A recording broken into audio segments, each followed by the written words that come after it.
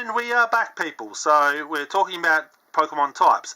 I've already stated that even God himself in Genesis 26 and 27, also all the way up to 20, or all the way up to 28 and 29, that talks about animals being in their types. So when Pokemon has this thing about the Pokemon types, it's not really even a problem. That's not really a problem.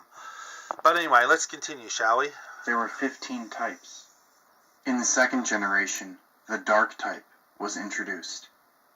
For instance, Houndoom was a Dark and Fire type Pokemon, introduced in Generation 2. What's significant is Pokemon is a Japanese company, and in the Japanese game, the Dark type was actually called Evil type. Yep, I 100% agree. The Dark type or the Evil type is not a good Pokemon. I do 100% agree. They're not good types. Japanese games will sometimes tone things down for their English audience to avoid controversy. I 100% agree. One Dark type move introduced in Generation 4 is called Dark Pulse. In the game, the move's description is: the user releases a horrible aura, imbued with dark thoughts.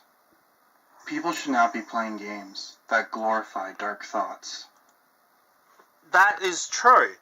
However, in saying that, we should be playing a game that is not real, but could have real life implications to teach us a lesson to overcome such things. So, by capturing this so-and-so Houndoom, or any Pokemon that uses said ability, or even the Dark type Pokemon, by catching them, you're proving that you can overcome those negative energies, and proving that you can be a master of them and overcome them. So, even if we're talking metaphorically speaking, the idea of catching these guys and putting them into a Pokemon box, or releasing them and getting rid of them, it goes to show that we can overcome them. And I believe there's also a Bible verse that says something along the lines of, in Jesus we can overcome, or something to that effect. You know, we can overcome such things. So therefore, the concept of capturing or entombing these guys, sending them into a Pokemon box, naming it Hell, and shoving these guys there, well, I have no real problem with that. Or releasing them and not having them to do with them again. That's another thing too. But anyway, let's continue. And this is the judgment. Because the light has come into the world, and men love darkness rather than the light. Oh, and while we're on the subject, if we go back to that Pokemon types, you can see that there's actually a light type here. So when you bring up about the light, you can also say that the light Pokemon beat the Dark type Pokemon. So therefore, if you want to be a Christian, maybe you should look towards the light type Pokemon and let them help you beat the Dark type Pokemon. Just a theory, okay? Just a thought. For their works were evil. In the third generation of Pokemon, one of the most occultic characters of the series was added. Baynet, who's a ghost type, was clearly inspired by a voodoo doll. I won't deny that one. On Pokemon.com, we see the description for Baynet. Baynet generates energy for laying strong curses by sticking pins into its own body.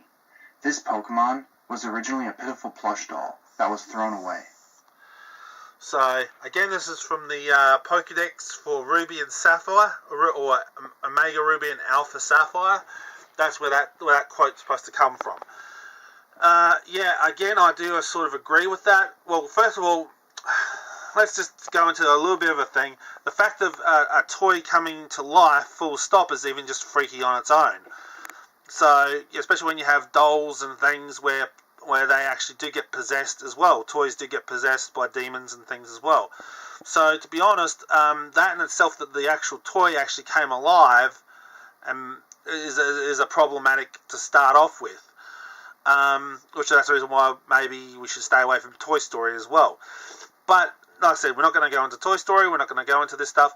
Back to this Pokemon entry. Yes, again, I still stress, if there's a Pokemon that has a Dark type or Ghost type, or even a weird Pokemon entry in their Pokédex, they're the ones you should stay away from, or the ones that you should actually capture, then release to register it in the Pokédex, or just stick them in a box called Hell. Because in the Pokemon games, you get a Pokemon box, and you can actually choose the name of the Pokemon box.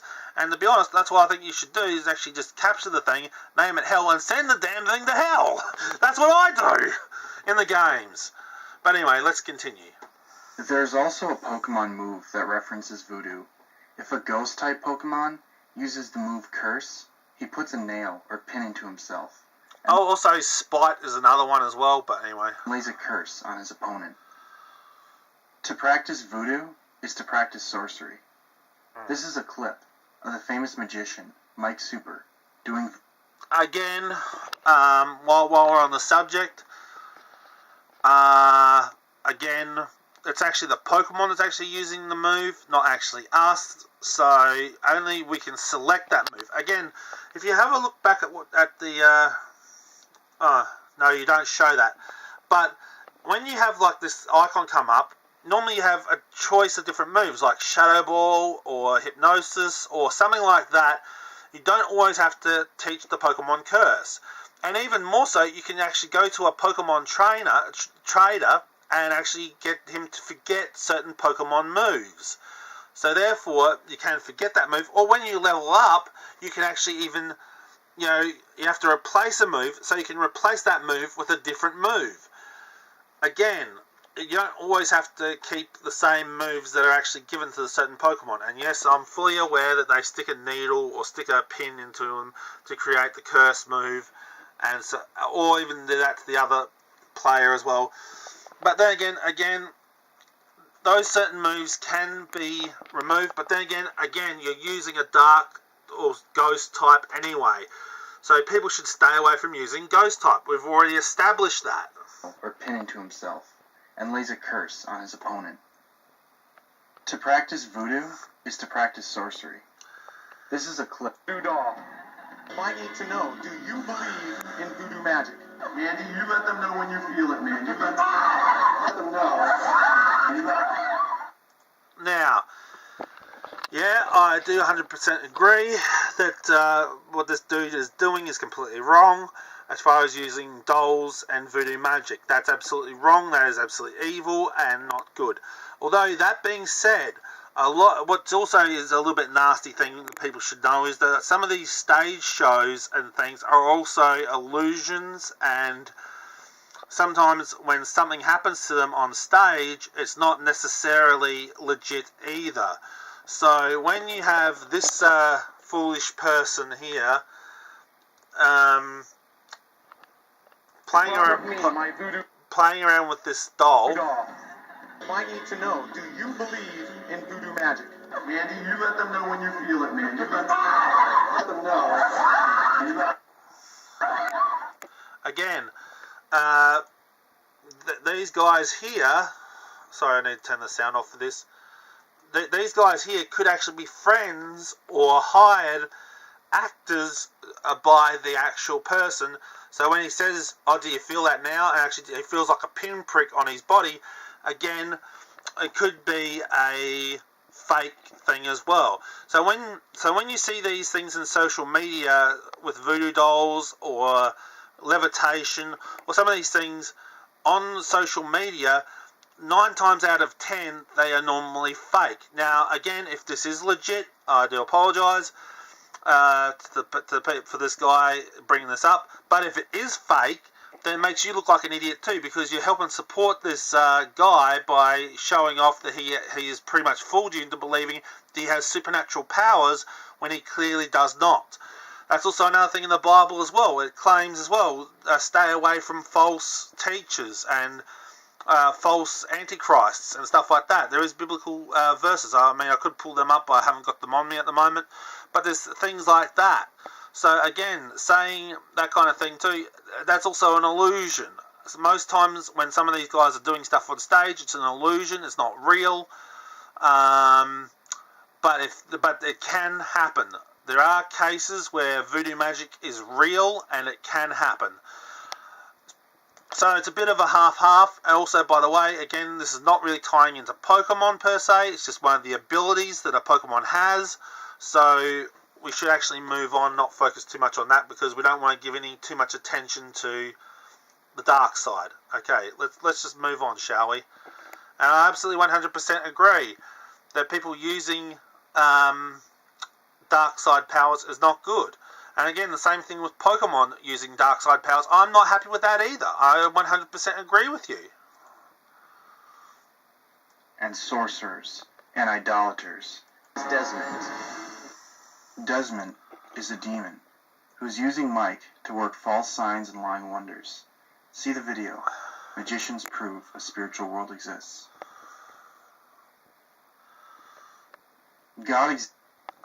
By the way, while we're on this subject, just a tad bit, while we're on the subject about this guy...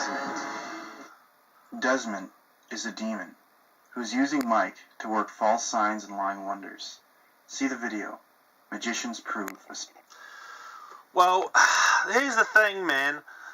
As far as magicians and stuff, well, magic is a dangerous mixed bag, because some of the things that magicians do is absolutely 100% fake, and we've even seen that on some of the myth things about where some things that magicians do is 100% fake. But there are some, which I do believe is true, that sometimes some of those fake things that they do might attract some real life demons to come to their defense. So it really depends. When it comes to magicians and magic, it's a big kettle of fish, because some of them are illusions and some of them are fake and some of them are 100% real. And it's very hard for Christians or even people watching to see the difference between whether it is real or not. But again, we're talking about Pokemon moves, and we're talking about the supernatural element of Pokemon moves. We're not really actually talking about magicians or magic here. Anyway, let's go on. Spiritual world exists. Okay, so the next thing I believe we're going to be talking about is the Pokemon gods, or legendary types, also known as that. God exists, and so do demons. Messing with the occult, even in the context of a video game, opens you up to dark spiritual forces. Yes, but in that saying that too, the Bible also talks about witches and wizards and talks about demons. Does that not also open up the possibility of having them come after you as well? Therefore, to say that that any kind of media, such as Pokemon or anything else for that matter, is a doorway for demons to come in, then the Bible should also be classed as a possibility to demons come in as well, since they bring up witches and bring up demons and stuff as well. Therefore, you cannot just say because of not just because of that this is why this is, because that's not necessarily the case. Otherwise, the Bible itself would also be evil as well. So, it depends on where you want to go to with that, my friend. In the fourth generation of the Pokemon games, Diamond, Pearl, and Platinum, the spirit that's inspiring the series becomes clear. The Pokemon on the cover of Pokemon Diamond version is named Dialga. Dialga is central to the story of Pokemon Diamond. Let's take a look at what Dialga really is. Well, it's classified as a Dragon-type Pokemon. Although it has no wings, it can fly. The game states that it has the power to control time, and that it's an ancient deity. Again, the Pokédex entries, again, like I said, is something that should actually be warned about. Again, like I said, some Pokemon in the Pokemon world are considered as to be gods. Now, even though all legendary Pokemon are considered as gods, but they're not gods, they're actually animals, and some other Pokemon entries actually do specify that later on. But for the most part, I do 100% agree that Dialga was considered to be a god because it had the power to manipulate time and space. No, manipulate time. It's Palkia that actually manipulates space. This guy only manipulates time. So I 100% agree that, yeah, Palkia may not be a good legendary Pokemon. I do 100% agree with that. Although the god analogy, again, is wrong as well. Dialga is a supernatural dragon. The devil in the Bible. No, it doesn't specify it's a supernatural dragon. It claims it has the ability to do something. That's like saying a cat is evil because it learns how to scratch somebody. Or that a bat or a vampire bat, because it drinks blood from other animals, does that make it an evil animal? No, of course not. That's the same thing with Dialga. Yeah, he is a dragon, and yes, he is does have some abilities, but in saying that, he's also still an animal. So therefore, because he can do something, doesn't necessarily mean that it has a spiritual connotation, such that it can travel through time. Called a great dragon. And that great dragon was cast out, that old serpent, who is called the devil and Satan, who seduceth the whole world. And he was cast onto the earth, and his angels were thrown down with him. Yeah, again,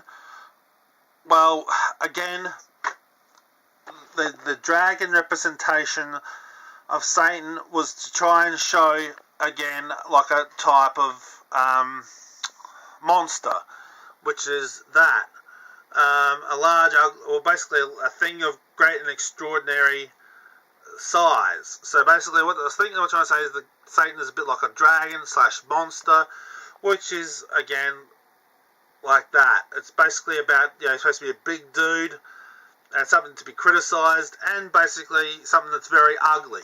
So that's where I'm pretty sure that's where we're coming from, man.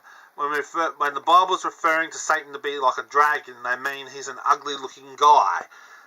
That's my interpretation of what the scripture means. But because if we take the Bible always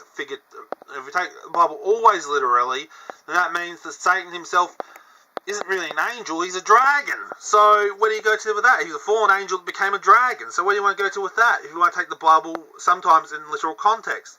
Sometimes there is figures of speech in the Bible, and so sometimes when we talk in figures of speech, that's not necessarily always referring to that. But anyway, let's continue, shall we?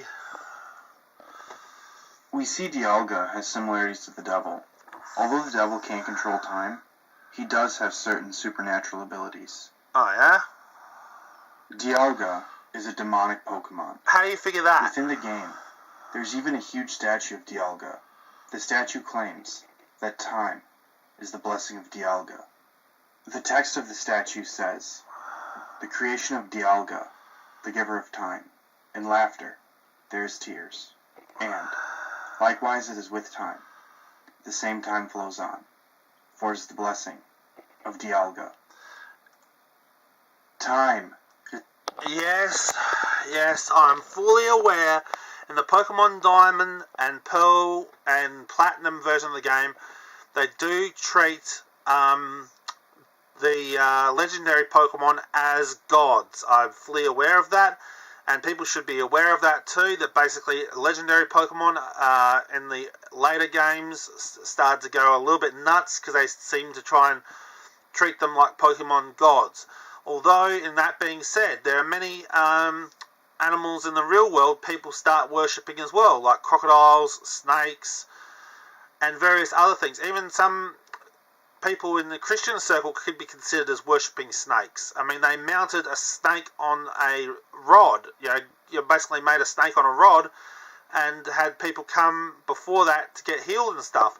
So if you really want to get technical, more or less, there are elements where animals get worshipped more than the actual thing, and that's the reason why that snake that was on a stick eventually got taken off the stick and was destroyed. One of the prophets of God did that because he was sick and tired of people worshipping the snake, and that's also why we have snakes on our doctor's symbol, because of that whole snake's supposed to be a symbol of healing. But again, point being, we're getting off a bit of topic here. The point is, if an animal is worshipped, does that make that animal evil? I mean, even if you change the word dog around, you get God. So does that mean we should destroy all dogs because they are an Antichrist representation, because their last name spelled backwards is God? Where do you go to with this, my friend? Where do you go to? Where does this stop? Where does it stop and start where, we could say that, yes, there's some people who actually believe that animals are to be worshipped and stuff, and then you have the other side which says, no, animals are just animals. So it really, really depends. And I guess what the Pokemon world is sort of showing us is that some people actually do consider animals to be worshipped. And that's wrong, but at least it's opening you to see, or opening children or people to see, that there are some people out there in the real world who actually do consider animals as religious icons, so to speak. So, in a way, it should be considered as a warning more than anything, not to worship false gods, or even animals as gods, because the animals themselves are not even spiritual in nature. Animals are animals. So, yeah. Anyway, let's continue. Is the blessing of God, not a supernatural dragon. Agreed. Dialga is similar to an ancient false god, who according to scripture are devils. Yeah? Who's that then? For all the gods of the Gentiles are devils, but the Lord made the heavens. Yeah, but that does not state... hold your horses, my friend. That does not state that Dialga is a demon. It states that, basically...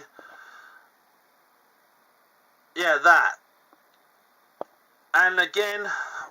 look... okay, let's get back into this, my friend. So are you saying because we have cats, dogs, and animals worshipped in Egyptian culture, worships dogs and cats, does that mean we should go out and kill dogs and cats because they're antichrists? I mean, come on, my friend. Just because some animals are misinterpreted as gods and deities doesn't make them wrong. And again, using scripture to try and basis your hollow theory is not a good idea. Okay. Well, this video is running a little bit short, so I'm gonna have to cut this again. So that last part was the first part. This is the second part. There's probably going to be a third part or fourth part to this video. Anyway, catch you later.